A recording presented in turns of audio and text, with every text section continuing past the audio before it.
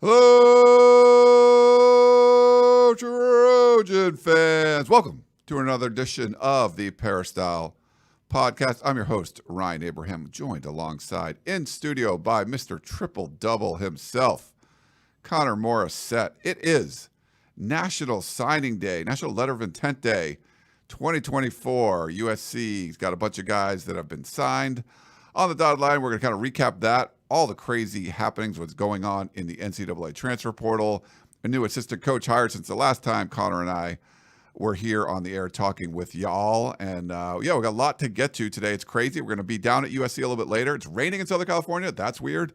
But we're going to be on campus for a press conference with head coach Lincoln Riley, talking about signing day. There could be some late surprises. We'll see what's going on there. But I want to welcome in Connor Morrissette, who's done a great job killing it today with all the stories. Connor, how you doing, man?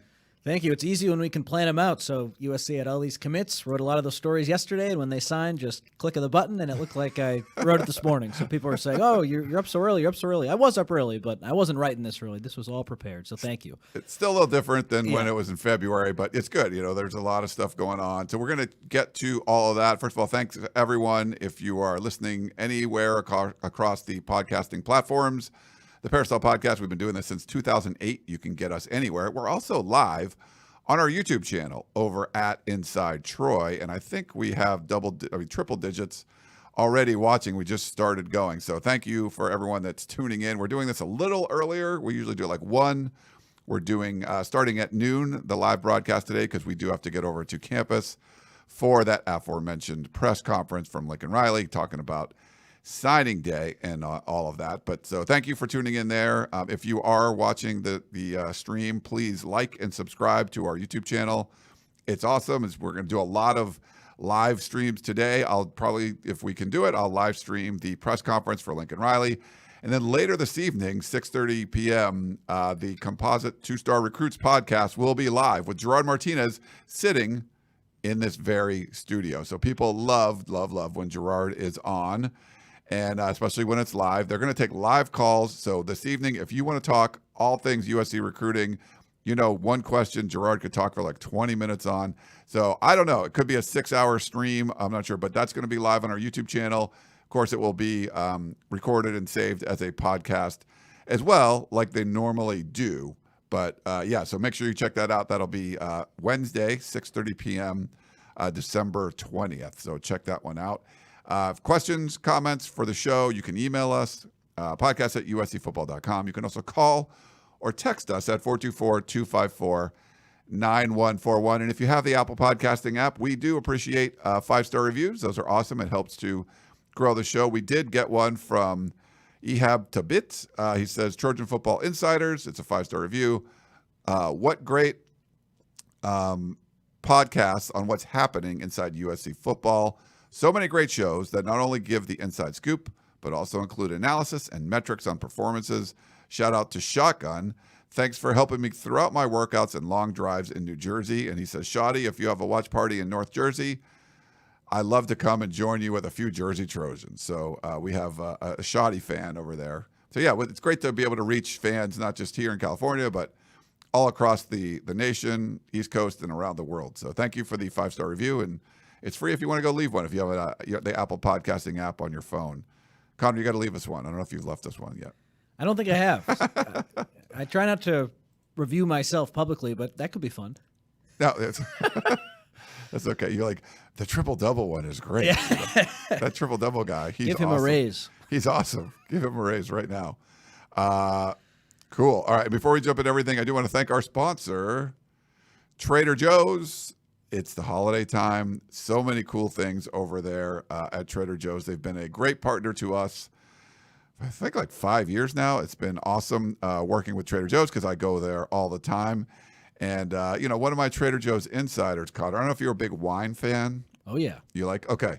I'm going to show the audience. This was my wine haul this week. Some cool bottles out there that you can pick up at really reasonable price. The Trading Post Cab, I think it's $19.99 over there. I picked up a bunch of bottles. Those are great gifts, by the way. I picked up some for gifts. Then they have the Trader Joe's cool little wine bags there for like 60 cents. You can buy a wine bag. $20 bottle of wine. Boom. If you have like a white elephant or you want, gift for somebody, it's a nice bottle of wine. You can check those out. But a bunch of different wines that I bought over there at Trader Joe's, to get in the holiday spirit. You got to get a little lubrication going. But they have some awesome wines. The 3 bottles I showed you there was a $20 bottle, like a $12 bottle, and a $10 bottle, and they're all really good. So make sure you go check it out. Bless and Breaks. He's a big fan. He says Trader Joe's is the shit. Okay. Oops, I put the wrong comment up there, but yeah, I'll put that one up. Thank you. Yeah, and if you are watching live, I will try to put up your comments on the screen as we're going throughout the show, talking about the different news and events around USC football. And I would say if you have a question and you want to put question in there, we don't have a lot of email questions today. We have a couple of voicemails, so put question there, and I'll try to star it and come back and get to that. So thank you thank you again to Trader Joe's. All right. Gotta crack my knuckles, Connor. It's a little rainy. I know you got wet coming in here in Southern California. It's just we don't get this normally, but it's signing day. It's a big day. It's different. I think Scott in the chat expressed that he's not a big fan of the early signing period. I am not either. I would much rather have this be in February, but this is what we got. And, it didn't look like it was going to be like some kind of amazeballs class for USC, but it's it's like 17, I think, right now. 21 commitments as of now.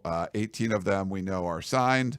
I know we had some questions about some of the guys that aren't. We'll kind of go through that, but any sort of overall thoughts on this signing day class? I'll put up some of the pictures and profiles of the players that USC has committed, signed, and or verbal. That it marks either one. But any overall thoughts on that?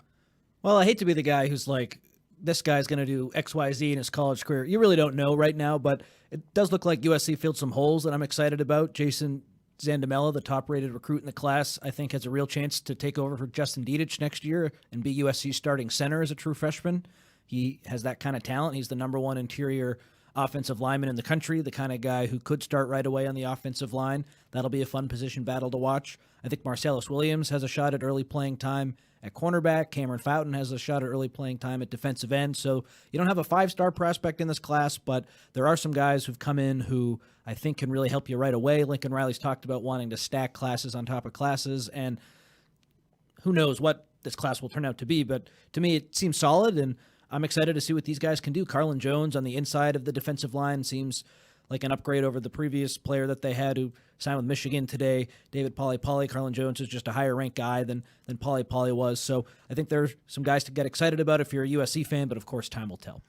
Yeah, we'll see. I'm kind of putting up some of the screens up there. Carlin Jones, I know, one of the later commitments, Ohio State was after him, right? So when you're in the mix with guys like that, and certainly that's you want those players. You're not battling like Colorado State for a guy. You're battling Ohio State. That's more, like, okay, that feels a little bit better.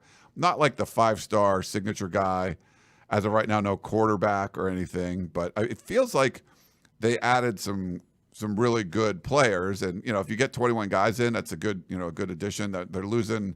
We'll talk about the portal a bit, like 15 guys right now to the portal, or is it? I think 16. It might be 16 now. So, yeah, you needed to get a bigger class. I think they were sort of banking on having a great season and then kind of building a class with that. But then when you have a disappointing season, it makes it a little more difficult, I guess. Yeah, I think that's a big part of it, too. But I don't feel like, USC, it's a bad haul by any means. Like, of course, you'd wish it would be a little bit better, but they weren't really in with a lot of the 5-star prospects at the end of the cycle. Like, they sort of had this all tied up with a few weeks to go. And I know Danton Lynn is new and a few guys have flipped and are new, but the vast majority of these guys have been committed for a long time. And I think that's pretty solid because USC did have that disappointing season. And then for guys to still buy in, still believe, a lot of these guys were committed in June. They've survived the whole 7-5 season. They're still excited about Lincoln Riley, still excited about the staff, even some of these new defensive guys. There hasn't been maybe as much turnover. You look at Florida, they had another disappointing season, and they're losing guys left and right today. That didn't happen so far. I know some people are a little bit nervous about some potential flips maybe later today. I still don't think that's going to happen based on the intel that I've heard. I still think Ryan Pelham's going to sign with USC. No one's told me anything differently on that. And same with Walter Matthews. Isaiah Rubin, I'm not totally sure on. He's gone a little bit silent, so we'll have to see with him. But I think if USC can finish off and sign those last 3 guys, you have to like it because they did have that disappointing season, and a lot of these guys have hung on. Yeah, the Ryan Pelham thing. I put his. Let me put his profile up here. Hasn't signed as of yet. Millikan High School, Long Beach dude, in your where you covered guys down there for a while.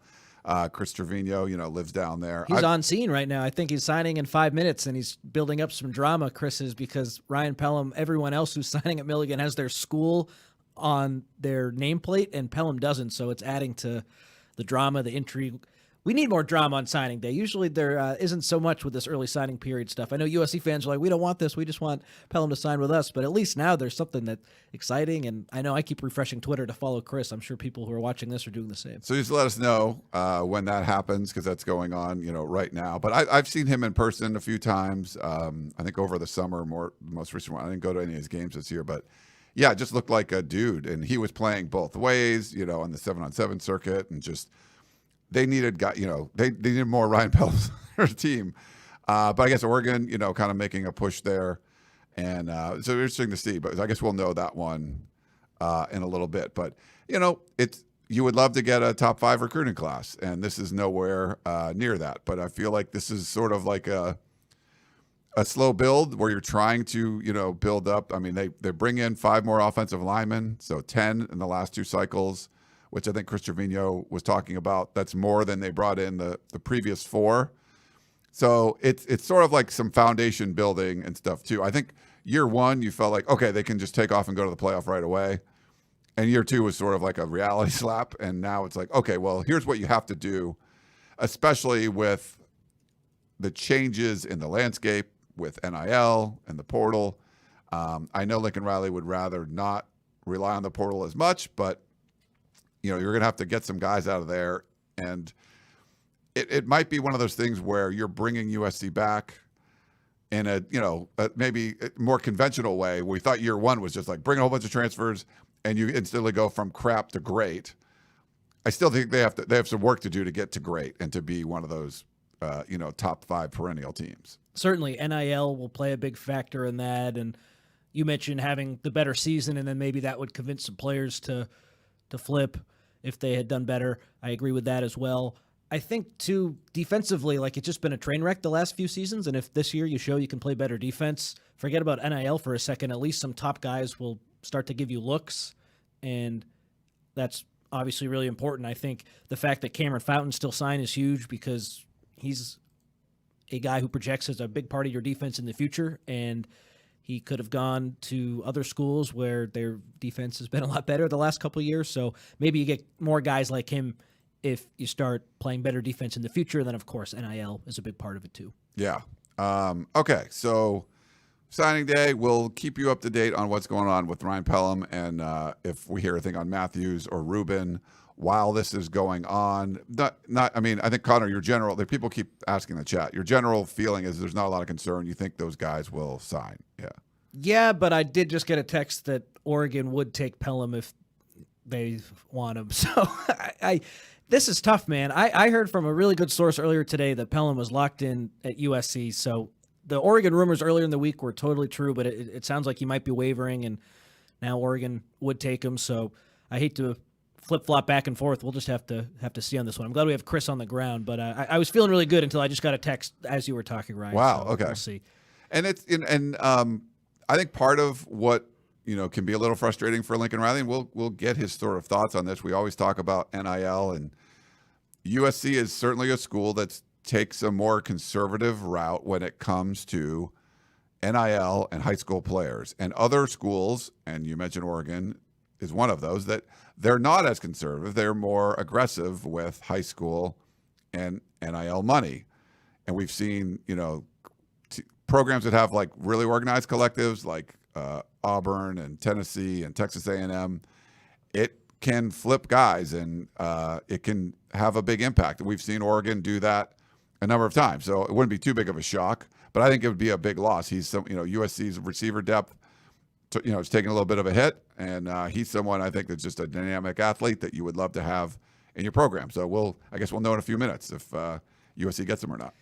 The suspension is killing me. These recruiting races are taking years off my life. Yesterday, I put in my first crystal ball for Kamari Ramsey, and it was between USC and Washington. It sounded like, and I was sure that it was USC, but then someone was like, "Oh, I'm hearing this about Washington," and we got it all squared away, and he is going to come to USC. But these guys go back and forth, man, and it's tough. Well, we had a comment in the chat, Logan, because Oregon has the mega booster worth $50 billion. So he's talking about Phil Knight. There's multiple factors here, but as a program, I don't think USC does have that like sort of benefactor that's just like writing blank checks for players. They have, and I think the House of Victory is doing a nice job, and they've really rallied people around them. But there are multiple collectives. We've seen other schools when you have multiple ones. You know, I think Ole Miss is one of them. Lane Kiffin, they're doing a really good job. He got everybody organized. It's one, you know, kind of the one heartbeat thing. USC isn't quite there yet, but I think House of Victory kind of got things going in the right direction. But it's more about what the administration, and I don't know how much of it's the administration and the coaches. I think Mike Bone was a lot more conservative on the NIL front. I think Jen Cohen's more open to things. But I think in general, there's some schools that are like, hey, you're not supposed to provide money for high school players. And there's other schools that are like, no, that's totally fine. You can do that. So it's not just having a mega booster. It's also having the attitude that we're going to extend NIL to not just the players that are on the team, but also guys coming in out of high school. So I think it's more of your interpretation of the NCAA rules. And really, since the sanctions, USC's had a very, very conservative interpretation when it comes to anything that has to do with the NCAA.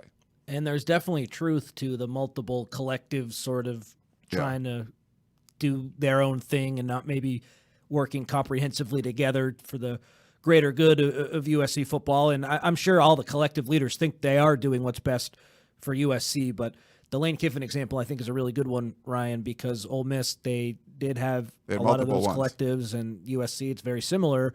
And we've heard Bruce Feldman talk about this on some podcasts. It just seems like the strategy right now, Jen Cohen's doing her best to try to get everyone aligned, but I don't think it's been necessarily as easy as maybe she hoped. And we had a comment, bless some breaks. We can crawl all we want about Uncle Phil, but what's that going to do? We need to change our policy on NIL. And I think there's valid points there. And, you know, we've talked to people within USC that maybe are downplaying how much high school NIL money is really there, if it's worth it. I mean, we saw Texas A&M put a whole bunch of money out and a lot of those guys leave. But it's worked well at a lot of places. And, you know, for Tennessee, they're not, you know, Ohio State or Alabama or Georgia yet, but they got better quickly, you know. And a place like USC, you can get better quickly just by having a really good coach. But now the landscape has changed. If you want to get those top 5 classes, I don't know if you can do it without a more aggressive NIL policy. So I get it. And, you know, and I think the people within USC, just from what I had heard, it sounded like they were hopeful that things were sort of going to shift away from this. And you're like, you know what, we're going to weather the storm. We're going to lose some guys, sort of move in a different direction. But it's actually got worse. I think there's more money being thrown out, and there's bidding wars for guys. And players are getting paid just to take visits and things like that. So I don't know. I'm curious to see what USC, this offseason might be really interesting. You kind of take things on the chin a little bit on signing day, and you want to make things better. Will USC change their policies to, I don't know if they'll be all in on it, but maybe a little less conservative? I think that would be good, but bless and breaks, I kind of agree with you. I agree, too. I think changes needed to break into – USC did have a top 10 class last year, but a top 5 class perennially where I know fans want them to be. Just look at the teams who are there. It's Georgia, it's Alabama, it's Ohio State. It's the best of the best, and you know that they have their NILs figured out, and USC has some work to do. And I see it's a common thing. If you look at other teams' boards, like Florida today, it's like, oh, we need to get our NIL figured out. And sometimes you're just not as good as those other programs, and that hurts you. But NIL can play a huge role. Look at Texas A&M. They weren't traditionally ever really that good, and then they're paying guys left and right. They get these awesome classes. It doesn't work out for whatever reason, but that was clearly NIL driven, and I think USC, like, you don't want to do everything Texas A&M does. I mean, Nick Saban came out and said they just bought their class. You know? You could take some notes from them. We'll it looks like, did Pelham go to, someone said just lost Pelham. Let me see. That would frustrate me. Yeah. I haven't seen anything from Chris. This is awesome radio right now, right? It is really good. You gotta love National Signing Day. Okay, USC football for life. Did you just like troll us and then we're like looking there? Okay, we'll follow along with that. The rankings right now: Georgia has the number 1 class, Alabama 2, Ohio State 3, Texas 4. They got certainly more money than God there. Florida State 5. They've full commitment to with NIL and everything too. Oregon, as you know, 6. Miami, they've had that mega booster and there's a lot of money being thrown around there. 7. Auburn, we talked about that. Hugh Freeze, their collective's 8. Oklahoma 9. Notre Dame 10. LSU 11. Clemson 12. Tennessee's 13. Penn State 14. Florida 15, despite the losses they've had today. Michigan 16, and then USC's coming in at number 17. Nebraska's got 29 commitments, and they're like at 18, and they got that one flip, Dylan Raiola. But I think to compete at that level, you have to have classes that you're in those first few that I mentioned, not somewhere in the teens. And USC has the potential to always do that. So I totally agree. So in that regard, the class from a ranking perspective is disappointing, but I like a lot of these guys, and time will tell. That's what I keep saying. Everyone wants to judge a class. It's like the NFL draft. You do your draft grades the next day. No one knows who the heck's going to be good, who isn't going to be good. It takes time, and we'll see what happens with this group. And and if Pelham ends up switching to Oregon, if that's where he announces, it's another thing. We've seen this happen. Yeah, that's a kick in the pants. But we've seen it happen like a number of times, and sometimes it's sort of like I don't know what the dynamic is inside the department as far as what's going on. Like, okay, well, if it's Lincoln Riley, he's like, hey, we need to push and be more aggressive during high school recruiting with NIL. And the administration is like, no, or the president, or whatever it is, whatever the dynamic is. This is just another one. Like, look, this is a guy who's been committed to USC for a long time, and you lose him on signing day because of money. And we need to get this fixed. So it's just another one of those examples of like, we're not going to be able to compete with some of these guys unless we change our policies. So curious to see. And there's a lot of that kind of going on in the chat about like changing the policy. And we'll see. We'll ask Lincoln Riley about some of that today. We will have Jen Cohen on live at some point, probably in the new year. The USC athletic director, she's told me before, fully committed to doing whatever the football program needs. So we'll see if some of that stuff changes.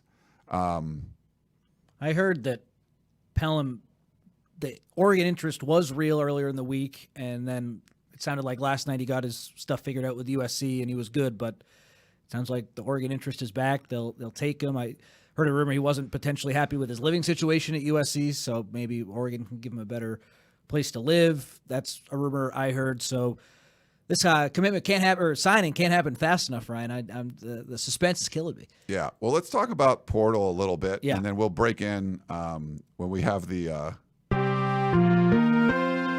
breaking news. You can stop me whenever. Okay. We got to talk about some of the transfer portal stuff. We'll talk about departures. You had 16 right now. The big name in there, and we had kind of a question on this: A Dog's Life in Portland. Anyone figure out why Malachi Nelson left? Was it driven by NIL, desire to be the big man on campus, or both? Seems like a mistake to leave Riley, who has developed multiple Heisman winners. Any thoughts on Malachi Nelson leaving? It seems like he wanted to play sooner, and usually Antonio Morales at The Athletic brought this up, and I thought it was a really good point. Usually when you have that young, true freshman quarterback who's obviously going to be the guy the next year, you kind of know. Like, look at Oklahoma with Jackson Arnold. Look at Nico Iamaleava at Tennessee.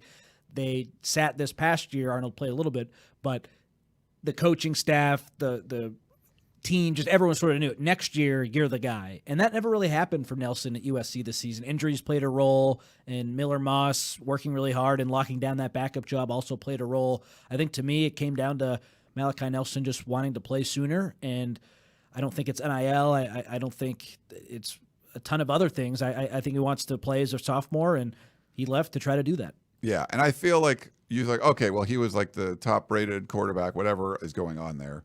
You hear about stuff. Like when Sam Darnold was at USC, he came into the class with Ricky Town, who was a higher-rated quarterback. Ricky Town comes in the spring. Sam Darnold doesn't come in until the summer. So Ricky Town had 15 practices. Within 2 weeks of Darnold getting on campus, Town transferred out. He just wasn't that good. And when you hear about Sam Darnold on the scout team, you're like, holy cow, this is amazing. I can't tell, like, you hope that Malachi Nelson's going to be a great player. I didn't hear anything about, like, he's tearing it up, like he's chomping at the bit, he's ready to go. There was none of that. And so part of it is just, maybe it's not the right situation for him. He came in injured. There was a lot of kind of factors there. But you want to hear about that five-star quarterback, like, oh, man, wait, when you see him, you're going to like, and we never heard anything like that. So I think that's a huge part of it. I agree. I think the injury is big too. Like if he was totally healthy, I would have loved to have seen what it looked like. But remember, he didn't even travel to that Oregon game. So I don't know if that was the same injury. He had shoulder surgery before enrolling at USC. I don't know if it was that same injury as to why he didn't travel. But you're absolutely right, Ryan. You hear tidbits. This guy was amazing in practice, or this guy is on the track. And I think Lincoln Riley, in his second most recent press conference, just talked about Malachi. He's had some ups and downs this year, and he'll get there, but it probably won't be next season. So yeah, I think the writing was on the wall with that. And what was interesting, Malachi Nelson and his dad talked to Greg Biggins 2 weeks ago, and they said, "Oh, we're going to be patient. Even if they take a transfer quarterback, we're here to stay. We're going to be here." And then 2 weeks go by, and they changed their mind. So I think maybe the realization set in that he for sure wasn't going to play next season, and maybe that was it. But to me, it all comes back to playing time. Yeah, and like actions are important, way more important than what you say. Look at what people do. What kind of offers has Malachi Nelson got since he went into the portal? Has there been people, jumping over themselves to try to sign him? That hasn't been the case. And so I feel like it probably puts Malachi Nelson in a better spot where he's going to land somewhere that they really want him. And then you can kind of work and rebuild your career. Sometimes you just need a change of scenery. And like being the five-star quarterback coming in with Lincoln Riley, who's won all these Heismans, the expectations were kind of through the roof. And for whatever reason, that marriage just did not work. You'd rather see him get a whole bunch of offers, but we just haven't seen, it's not like Ohio State's come, Ohio State, hey, let's bring you in. We just lost our quarterback. Like that stuff isn't happening. So that you can kind of read between the lines there too. But you hope he lands a good spot and is able to develop, healthy, all that, and kind of go from there. But yeah, I wouldn't put this on USC failed. They lost this super stud quarterback. At this point, I don't think he was going to be a super stud at USC. Lincoln Riley's track record with quarterbacks too is tremendous. So right. If you lose one guy, I feel like with Riley, the one thing you can always guarantee is you're going to get at least good, likely great quarterback play. So one guy leaving, only one guy can play. That's the way it goes. One guy leaving doesn't necessarily mean the program's on fire and things are going in the right direction. Things will be okay, especially at the QB spot. Another five-star leaving, Corey Foreman. Had that huge play against UCLA last year, 2022 season. Not much else since or prior to that. He's in the portal. I don't think it's a surprise, but any kind of thoughts on Corey?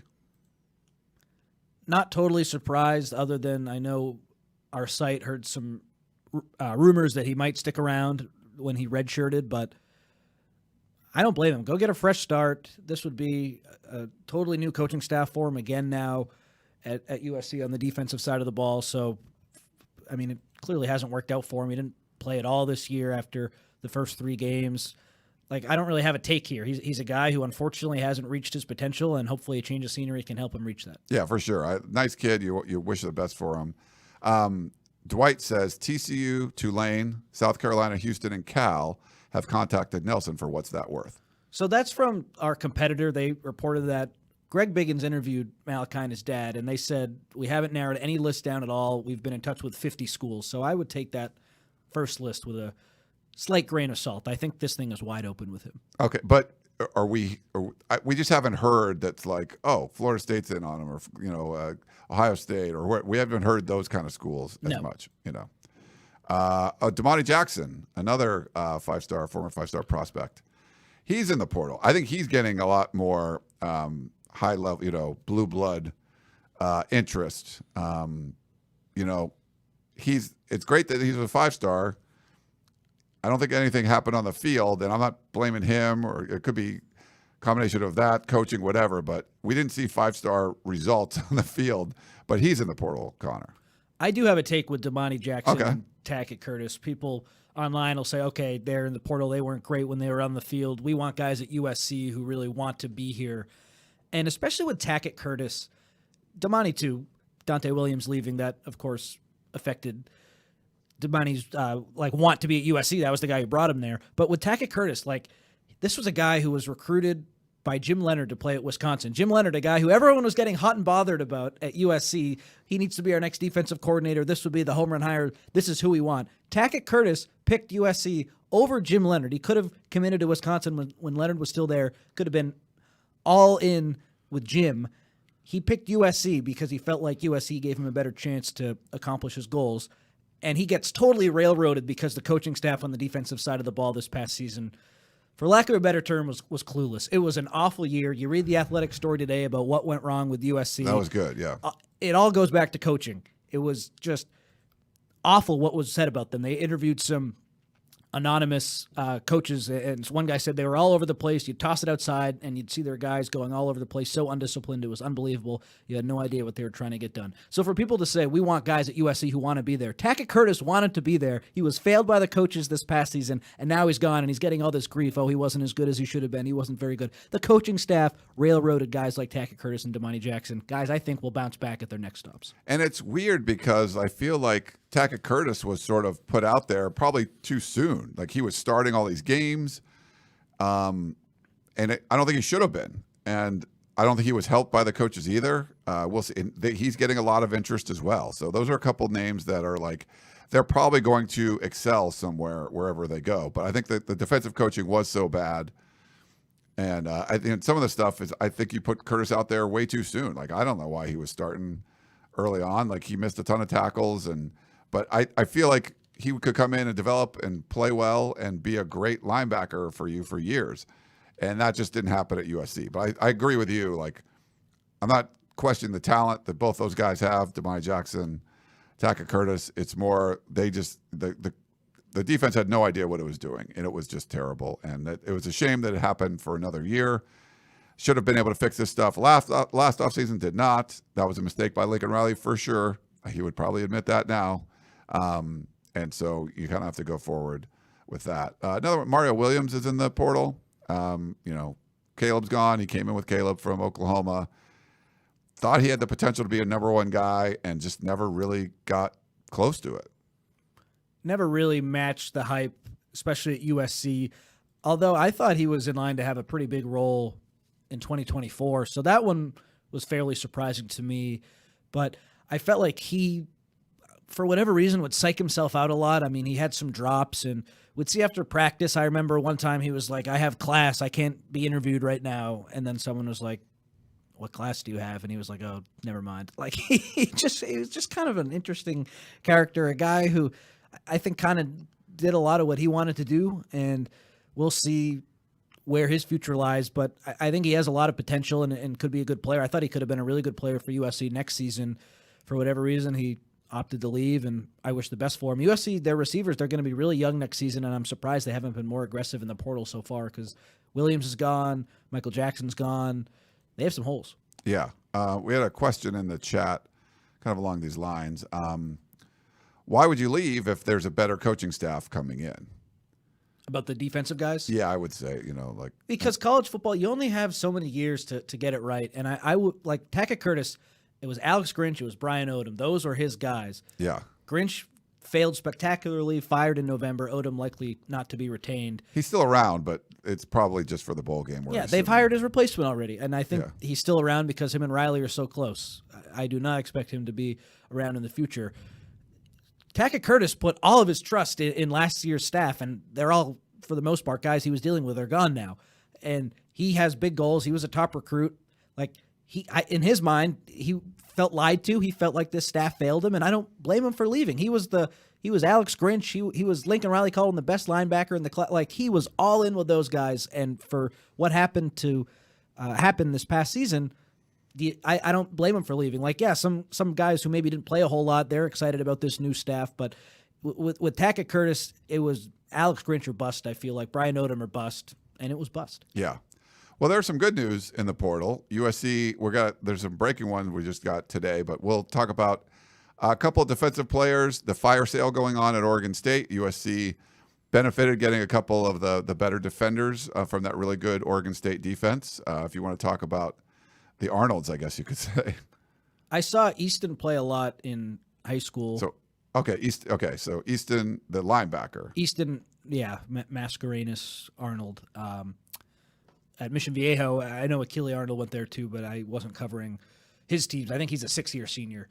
So, yeah, Easton, he played a lot of edge rusher in high school, and it was a linebacker at Oregon State. I feel like Tackett Curtis leaving and Easton coming in, that's a direct replacement for him. And he was, I think, second team all Pac-12 last season. Just a solid addition. Sort of reminds me, not in their playing styles, but just like a Mason Cobb, a guy who can come in and should be able to help you right away. I think Mason Cobb probably underachieved for what we thought he could do this past season. Easton has a chance to come in and be a Mason Cobb sort of player this year, and you hope with the different coaching staff that both those guys can reach their potential and have solid seasons. I'm not ready to say any transfer is a home run right now, Ryan, based on how last year went, because I thought a lot of those guys were going to be way better than they were. And any thoughts on Achille Arnold? Anytime you can get a seasoned defensive back, I think that's a big help. Look at Christian Roland-Wallace, look at Mekhi Blackman. Those were two corners. Arnold's a safety. But when you've brought in really experienced defensive backs, traditionally they've helped you. So I think he has a chance to do that as well. For sure. And then we have some breaking news. USC last year goes to South Carolina and gets Marshawn Lloyd. He was an absolute stud for USC. Probably didn't use him enough when they had opportunities to. And now another signing day transfer, picking up another running back. Joquavius Woody Marks from Mississippi State. It was announced by Matt Zenitz, our national guy at 247, that he was expected to commit, and I think he just recently committed. So that is good news, but Ryan, I am getting some bad news. It looks like Ryan Pelham is going to Oregon. Ah, interesting. Okay, so yeah, USC did pick up the flip. And I got burned by some sources. That's disappointing. So it is. Did Chris tweet that out? I think Chris just tweeted it out. Greg Biggins texted me. Says he's flipping. Chris said there were gasps in the audience. Wow. Yeah, he says, there it is. The Oregon Ducks pull off the signing day flip over USC, a 4-star Long Beach, California Millikan wide receiver Ryan Pelham. Very matter of fact, says he's flipping. Some gasps in the audience. So that's what Chris's tweet. So not good news there for USC. But again, like we talked about, it's and I think the way you put it, Oregon would take him. They can put resources behind something like that. They're bought into applying those sort of monetary resources to high school recruiting much more than USC is doing, which USC avoids at all costs. Will that change? And it's Trojan Star is pointing. We talked about this earlier. He's saying Oregon big donors care more about football than USC donors. Just how it is. I mean, that's probably true, but I don't think that's the main. It's more about what USC's attitude towards addressing high school recruiting married with NIL.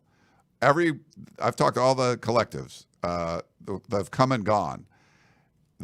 Every single one of them, Dale Reck, who ended up passing away, and he had the Student Body Right Collective. Every single collective that I've talked to, and I think I've talked to all of them that are around USC, had said, we are not going into the NIL space when it comes to high school players. It's going to be about taking care of the players that are on campus. That's just sort of the way USC's gone about this.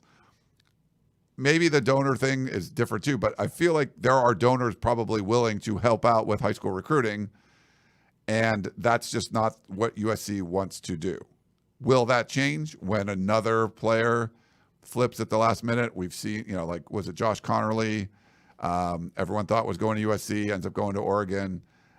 They're able to put resources in to get someone to flip at the last minute because they just have a different attitude when it comes to high school recruiting like that. So bad news for USC, but I don't think it's just Phil Knight stuff. It's more about what USC wants to do when it comes to NIL high school. They don't want to do this, but the game, if you want to play the game, like this is a lot of people are doing it. Not everybody, but a lot of schools are doing this. Is that fair? Yeah. I mean, Roderick Pleasant comes to mind. Roderick Pleasant. Last February, too, he was down to USC and Oregon, maybe another school as well. But, man, so I heard initially, I don't want to toot my own horn because I ended up getting this wrong, but I heard that Oregon was involved earlier this week, and not a lot of people were saying that. I was asking around, people were like, no, it's USC, no, it's USC, no, it's USC. And I kept digging, and then, okay, no, Oregon is really trying. Oregon is really pushing. And then today, Oregon flips the Ohio State wide receiver, and that led me to believe, and a lot of people in the know to believe that, okay, they're not going to take another receiver. But I guess that didn't stop them, and it's a loss for USC. Oregon, they've done this, like you said, Ryan, consistently, and you got to give them credit. When they, we'll see what turns out with Pelham, but when they have the chance to pull one over on USC recruiting, they have pretty consistently done it, and I'd be fascinated to give Dan Lanning a lie detector and ask him, is this a guy you really need, or was this a first and foremost recruiting move? You'll see what happens with him, but this was a move to beat USC, because to me it looks like that. They flipped a really talented Ohio State receiver earlier today. I didn't think that they needed another receiver. Now they take both guys right when USC really thought they had a chance with Pelham today. It's a big surprise for me. Yeah, big surprise. Like the player a lot, like I mentioned before. This is going to continue to happen unless USC changes their attitude about this. I think Oregon or Washington, going all in to try to get into the Big Ten really was, USC was happy to leave Oregon behind because it would put them on a different level that maybe you couldn't come in with money at the last bit. Now you could come in with money and still be in the same, you're in the same neighborhood USC's in, you're in the Big Ten. If you were in a watered-down Pac-12 or Pac-10 or whatever it would be, maybe that putting a little bit extra money into the kitty wouldn't flip somebody. But now you're in the same boat as USC. Now Oregon and Washington are getting half the money that USC and UCLA are getting, but they were willing to do that, especially Oregon, because you can make up for that with booster money and stuff. But it was important for Oregon to be on the same level because they recruit really well in Southern California, and they have to recruit against USC. And it's sort of yes, there's a lot of advantages that USC has recruiting over the years where you don't have anywhere near the amount of Heismans or first rounders or NFL Pro Bowlers or overall draft picks and national championships and all those traditions. That's what USC sort of always would rely on as far as how do you recruit these guys. Even when you're a terrible team, those are things that were just the bedrock of USC football recruiting machine. You could have terrible coaching, terrible administration. You still get good players because they want to go to the NFL. The world has changed, and USC is sort of still recruiting the same way. And Oregon is doing whatever it can to sort of figure out a way. Tennessee desperately wants to be back, where Tennessee, Alabama means a lot, and Georgia and all that. So they're going all in. They're doing whatever they need to do. USC's not doing that yet. Another example, do they start doing that now because of a flip like this? We'll see, but their attitude is not wavered at all. Even though USC fans are you got to get this NIL high school, and everyone I've talked to was no, we're not doing that. So will that change? I don't know.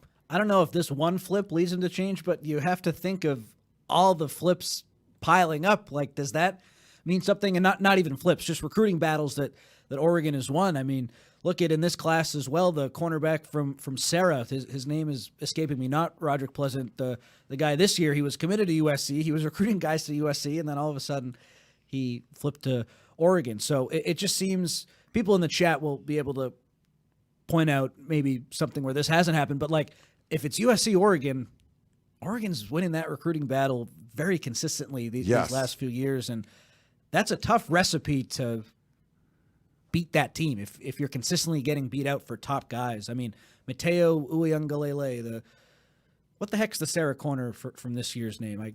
I'm blanking. I know what you're talking about. You can pull it up. Him, Dakota Fields. Yeah. Okay. Like, who They put has him in the USC stolen from Oregon? It seems like pretty consistently Oregon is getting these guys when USC really wants them. And, I mean, Oregon beat USC this year. I think Oregon right now looks to be better than USC next season. Yeah. Oregon, in my opinion, is firmly ahead of USC right now. And maybe now that this is the one that the one that breaks the camel's back, if you will, and USC does make a change, because if this keeps happening and you keep losing to Oregon, you wonder what's going to change. Right. And I think there was hope that USC would leave Oregon behind and it wouldn't matter as much. Yeah. But Oregon came along. You know, their hope that, okay, well, Congress is going to step in and nope, they're not. And it's getting worse, not better. Breton, Oregon is crushing us. Stop hating on them. No one's hating on Oregon. Respect to them. They're getting results. Yeah, they're doing what they should be doing. Put pressure on the coaches and admin. Hating on Oregon does nothing. Big up the Ducks for making moves, unlike my Trojans. Yeah, and I don't know. It'd be interesting to see if, like, Lincoln Riley's like, we need to pay high school players, and the admin is still like, no, we're not doing that, or the president, wherever, like the school, the program, the administration doesn't want to do that. And he's putting pressure on him, or he feels the same way. I mean, we don't really know. But as a program, USC's policy has been not to do that. Will that change? Another sort of just another blow. You're like, it's just another example. Like if Lincoln Riley was trying to convince Carol Folt, Jacob, whoever, hey, we got to do this. This isn't getting better. It's getting worse. Here's another sort of example of, like, our class wasn't, top 15 anyway, and one of our highest rated players flips at the last second. You can't have stuff like that. And, you're not going to win national championships. You can't do the portal enough. I think it's, like you said, I think it's a really good class. There's good players in there. But having, the 18th or 19th ranked class every year is not going to get it done. They had the 8th ranked class last year, but a bunch of the best guys have already left, or highest rated guys. They end up probably not being the best guys. You can't compete for national championships recruiting like this. And I don't think you can get top 5 classes unless you change the way your philosophy on high school recruiting. That's just my thoughts on it. I agree. And I just heard that last night, what I heard earlier today was last night USC and Pelham, they came to an agreement and they were good to go. But apparently Oregon made a good offer this morning, and that changed everything. So the last second Oregon comes in, they do what they do. They use NIL to their advantage, and that was what ended up flipping Pelham, according to a source who just texted me. So I think the writing's kind of on the wall there. We're talking about it the last few minutes. NIL closed the deal in this recruitment, and USC's got to catch up if they want to be at the top. Yeah. All right. Well, let's see. I think we also want to talk about USC did hire a new defensive backs coach. Like, maybe like wah, but no, I think he's going to be a really good hire. But you got to see him at practice this week. Doug Belk, the secondary coach. Are we taking a break, or do you want to talk about it? Let's talk about it, and then we'll take a break. Okay, yeah. I know Bruce Feldman's been really high on him. In 2022, he ranked his top assistants, and Belk was right at the top. So he was a grad assistant at Alabama, and then he coached cornerbacks at West Virginia, and then the past few years he was the defensive coordinator at Houston. So this is USC hiring another position coach on the defensive side of the ball who was either a head coach or a defensive coordinator. Matt Entz was both. Belk was just a defensive coordinator, but they're bringing guys who have a lot of experience running a whole defense to coach positions. And Houston's pass defense wasn't particularly good last season, but in prior years it was a lot better, and Belk is a guy who people are really high on. It's sort of like signing day, sort of like the NFL draft. I want to see the results before I say, oh, great hire, but just optically, how can you not like that USC now has a defensive coordinator in Danton Lynn, who was great at UCLA last year, Matt Entz, who was a head coach at the FCS level, and then Belk, a guy who was a defensive coordinator at Houston. It's guys who have a lot of experience, and the results have to be better. They can't be worse, right, Ryan? Just like last offseason. It can't be worse. It can't be worse. Well, it was worse last offseason. And guys that have higher levels of qualification. Like you could say Yeah. Lynn, it might be a little bit more of a reach, but he proved that he can be a defensive coordinator, or at least showed he could in 1 year. Has a lot of NFL experience, but you get a head coach to be your linebacker. You get a defensive coordinator to be your DB coach. Like that, the qualifications, if you're on the resume, you're like, oh, okay, well, yeah, you're overqualified. You were the head chef and we're coming in as a sous chef here. That makes, that makes a difference for the food analogy that everyone craves, or maybe they don't. I just do them all the time. Okay, why don't we do this? Why don't we take a break? We'll come back. We got some voicemails and we got a bunch of people in the chat. Thank you for everyone that's watching us live. We have like 600 people are watching live. So thank you for that. Please hit the like button if you're on our YouTube channel.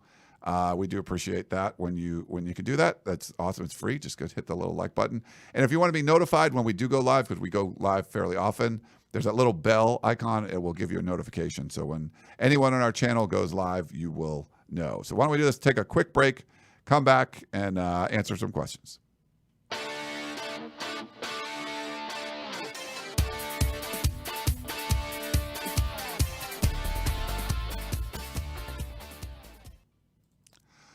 All right, we're back here on the Peristyle Podcast. We have, let's see, we have a voicemail. It's a Syracuse voicemail, Connor. I'm going to play this one for you. Here you go.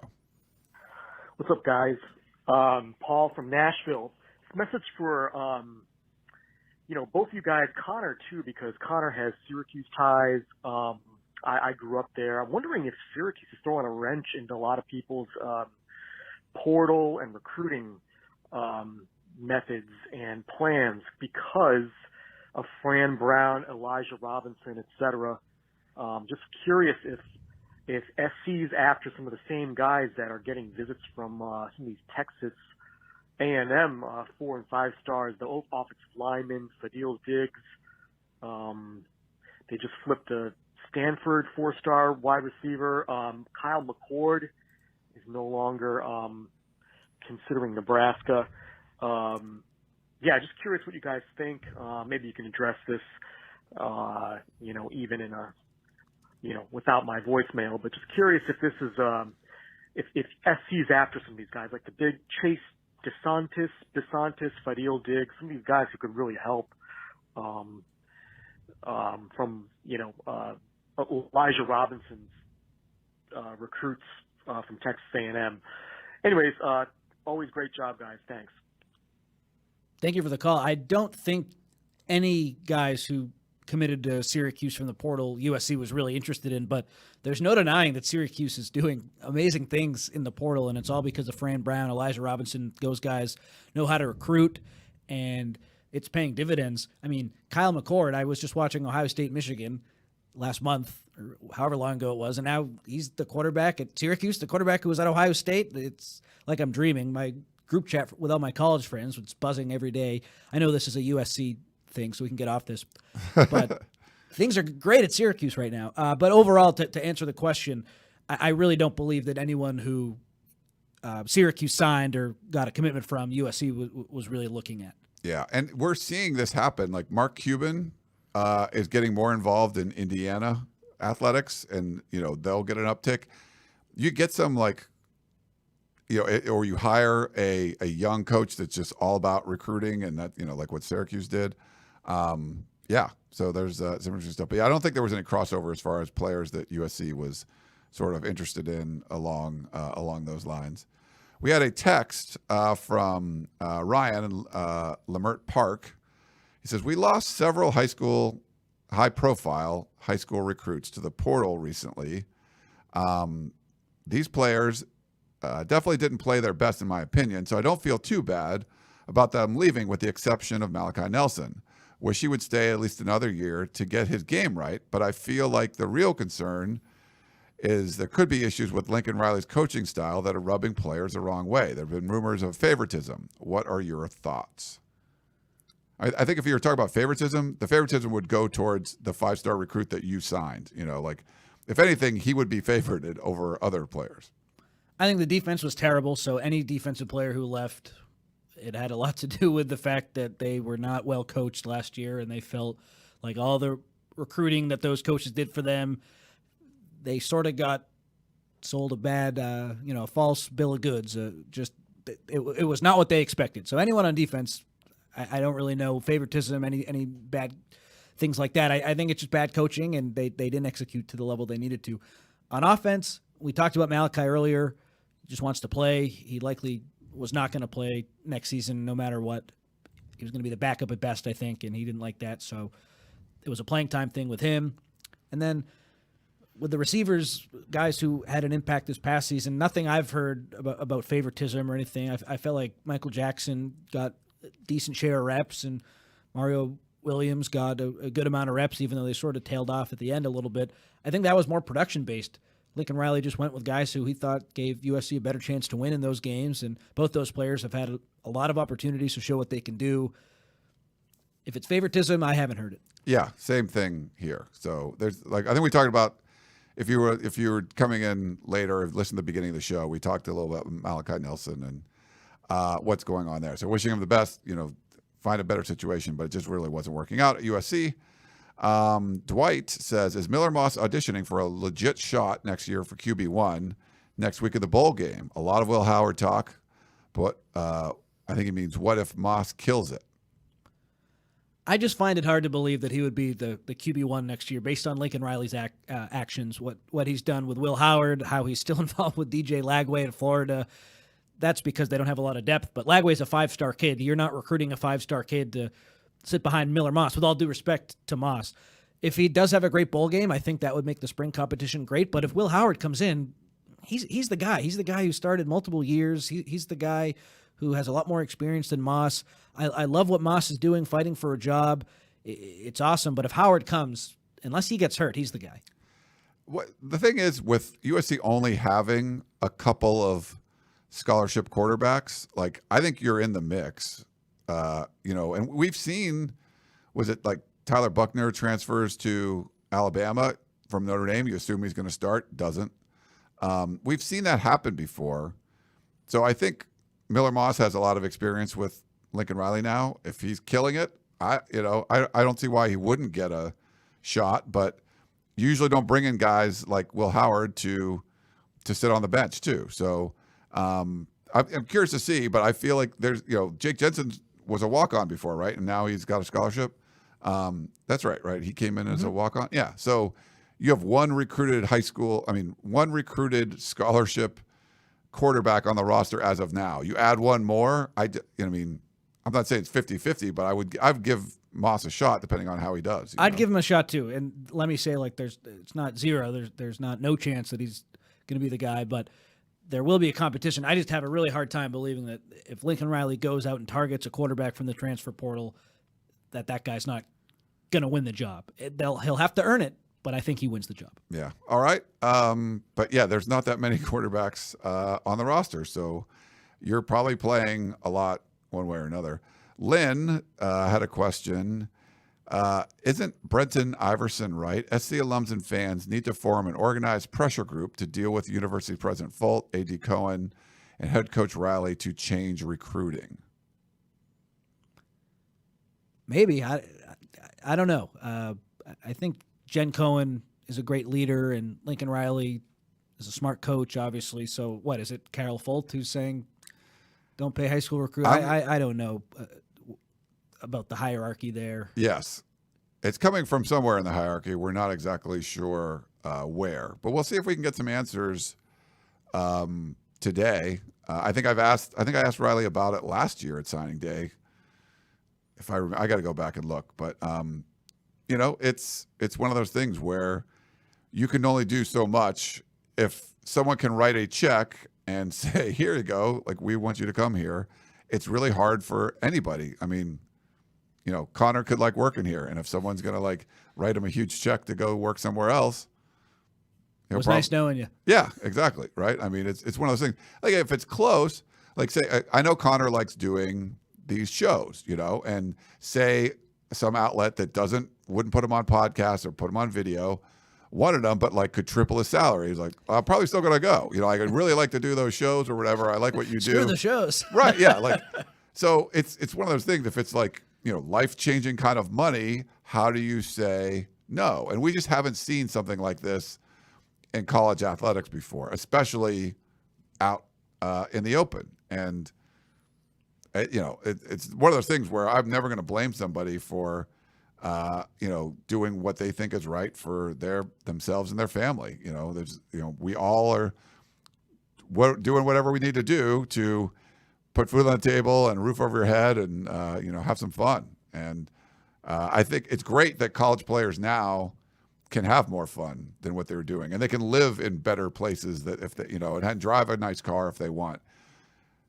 But then once you start doing that, you're like, all right, well, I can do that here. And I can do even more at this place just because they're, I kind of like it here better, but my quality of life might be better over here just because I'm going to get more resources dedicated towards me. So it doesn't always work out. We've seen people chase pace, and it doesn't work out for the programs. I think Oregon's doing a pretty good job of it. The fact that they were really close to making a college football playoff this year, close to winning a Pac-12 championship.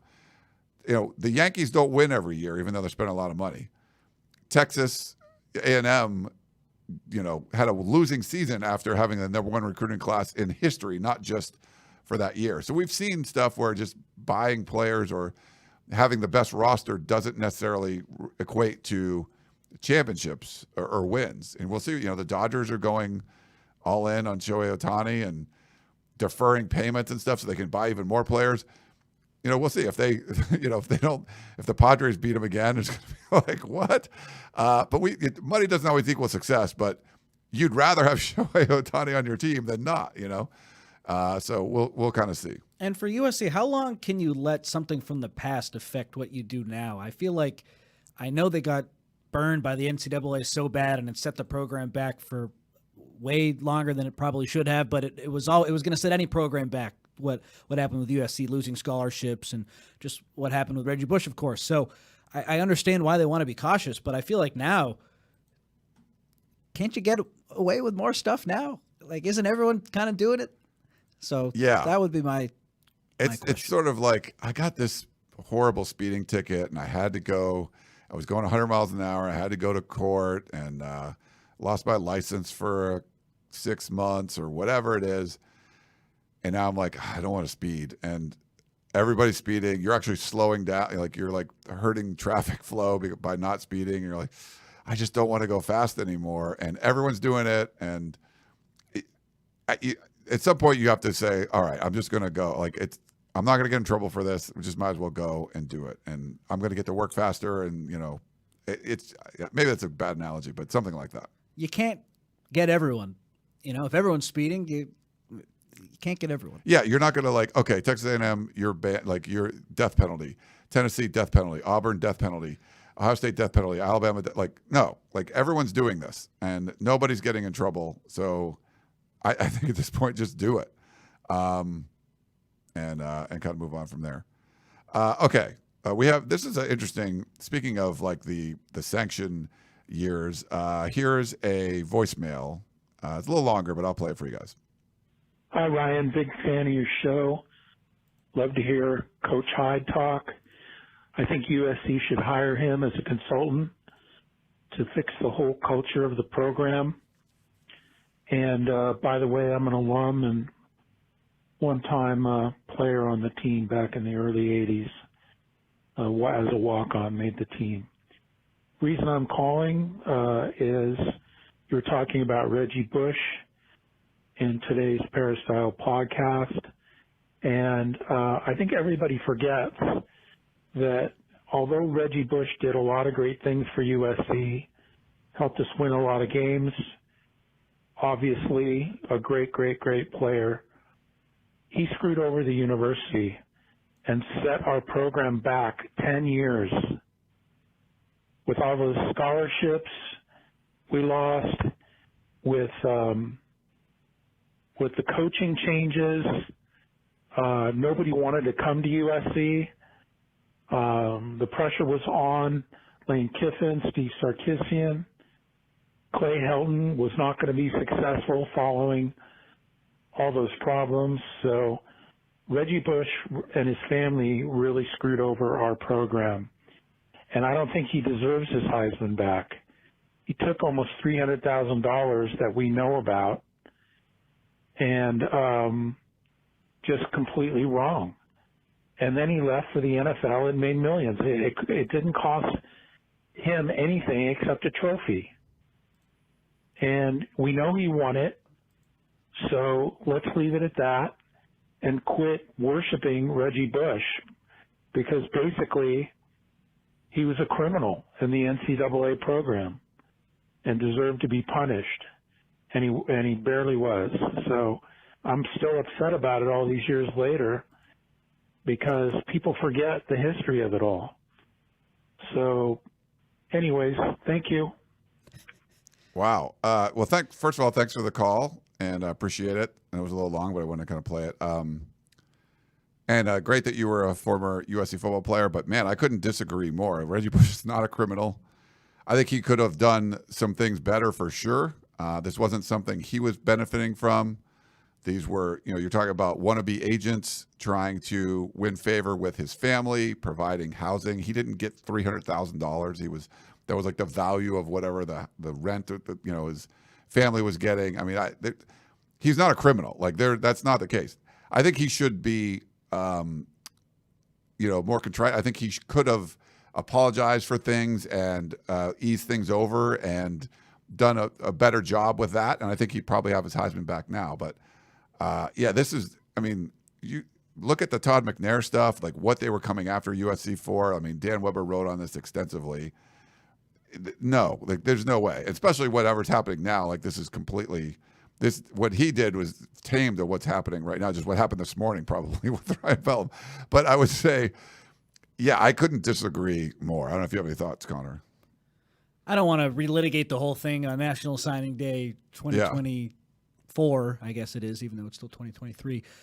But I mean, I disagree with it too. I just feel like the NCAA is so inconsistent, and USC has paid such a hefty price for the Reggie Bush stuff that I feel like if both sides just could come to some sort of an agreement, and it doesn't look like that will ever happen because there's blame on both sides. I don't think either side would want that. But I do think if the NCAA said, hey, look, the environment today in college sports is different, and you can – I don't even know if the NCAA needs to give him the Heisman back, but if they can just sort of like shake hands and just put this behind them, I think that would be – very helpful. That's really not what the caller was getting at. He's still pissed at Reggie Bush no matter what happens. Yeah, there's a portion of the fan base that is and think that he screwed USC over and all this kind of stuff. I think you have to be more angry at the NCAA than Reggie Bush, and I think if you feel the opposite, I think you're an idiot. Yeah. All right. Well, I think that's about all the questions we've had. That was a weird voicemail and stuff. James is saying no more calls. They are cringe. Okay. Sometimes we get some cringe calls. That was a little long, but I was like, we didn't have any real questions, and we had a bunch come in sort of later. But we weren't anticipating going live and having breaking bad news. I love that show, by the way. But the breaking bad news with Ryan Pelham switching to Oregon. I don't. Have you seen the updated class rankings? Has that changed things at all? I can look right now. Yeah, we can take a look. Sometimes it takes a few minutes for that to go through. USC dropped. They were not everyone's in yet because Walter Matthews and Isaiah Rubin haven't signed. I hope they sign based on what happened with Pelham. I haven't heard anything otherwise, but I'm done with hearing what I've heard or saying what I've heard because I was wrong on Pelham. But yeah, USC was 18 before, and now they're 20. Okay, yeah. So that's. I mean, like I said, we like a lot of the. Oregon jumped up ahead of Ohio State too. They're now 4. Wow. Okay. He was a high 4-star guy, right? Like Pelham was. Yeah. It's a big name. So. I think Rivals. I know they're our competitor, but they had him as the highest ranked recruit in USC's class. Wow. Okay. Yeah. I think for 247 in the composite, no, he was not. He was lower. But still, it's a big loss for someone like that. So so probably more portal than maybe you would have wanted. I know Lincoln Riley wants to stack great classes. I don't think you can consider this to be a great class. So it's hard to stack if you're not getting one. And what's going to change? I think you definitely have to tune in at 6:30 this evening. Yes. Because Gerard Martinez, I mean, he knows this stuff up, down, inside out. I think he's going to have some really good takes on all of it.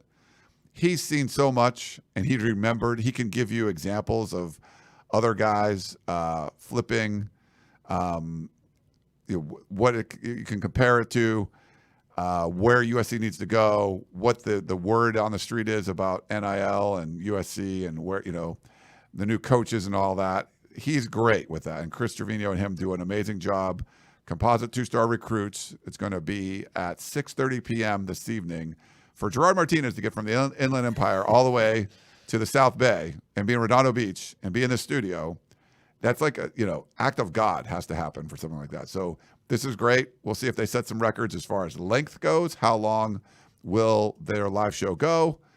How much the super chats they get? They got a whole bunch the last couple of times they've done these. So so it should be must see. If you're a USC fan, that is must see YouTube TV for sure. So make sure you go check it out.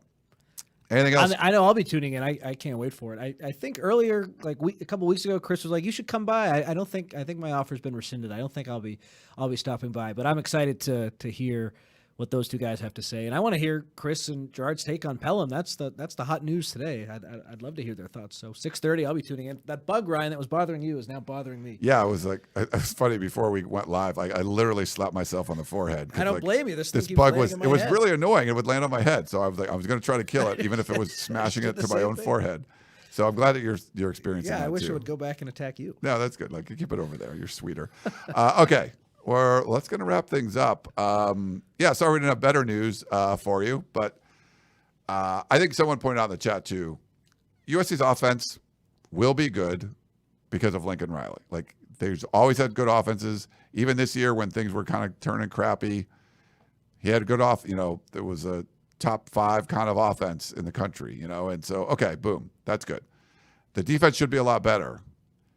Would you like to have better high school recruiting and stuff going on? For sure. But I think they can have a very effective defense, and you marry that with, an excellent offense, you can win a whole bunch of games. And, do you want to win a national championship? I think you have to do different stuff than what USC did today. I think that's just the reality of it. But you can still be very competitive and moving forward. Can you get into the 12-team playoff? That's the barometer right now. I think they can. Their offense is so good. If the defense was just decent, they could have for sure. What about next year? I know we're wrapping up, but I think next year my record prediction right now is 8-4, so that probably won't get you in. But like best case scenario, now that you just have to get in the top 12, maybe these classes can get you there. But I know what you mean. To consistently get in there, it's not good enough, and I agree with you. I think consistent will be tough, but I feel like USC can get there if you have like a number 7 ranked offense and like 40 defense. Like, you can get there. Can they get that? Like, I think you're going to get like 3 or 4 teams in from the Big Ten. That's just the case. Can you be a top 3 or 4 team in the Big Ten? You're probably going to the playoff. So I feel like that's where it might hinge on beating Notre Dame. Next year is weird because you got the LSU game. Hey, you get a win against LSU to start the season. They're replacing their Heisman Trophy winning quarterback as well. I think you can get some momentum going in. And, you could lose 2, I don't know, maybe even 3 games in the Big Ten if you go undefeated in the regular season with like some good wins and probably still make the playoffs. So I think they have a shot, but to be competitive, they have to have a much better defense than what they had. It was really bad this year. So. I totally agree. And hopefully this new staff can get them there. Look at what Danton Lynn did with UCLA last year. You got to have hope. That's all you can have in college football is hope. Yes. All right. Well, that's going to wrap things up. For Connor Morrissette, I am Ryan Abraham. He's right over there. I'm here. Hope you guys enjoyed the show. Don't forget, if you're going over to uscfootball.com, 60% off right now, VIP memberships. Make sure you take advantage of that. And make sure you take advantage of watching live this evening for the Composite 2-Star Recruits podcast. So for Connor, I am Ryan Abraham. Hope you enjoyed the show, and we will talk to you next time.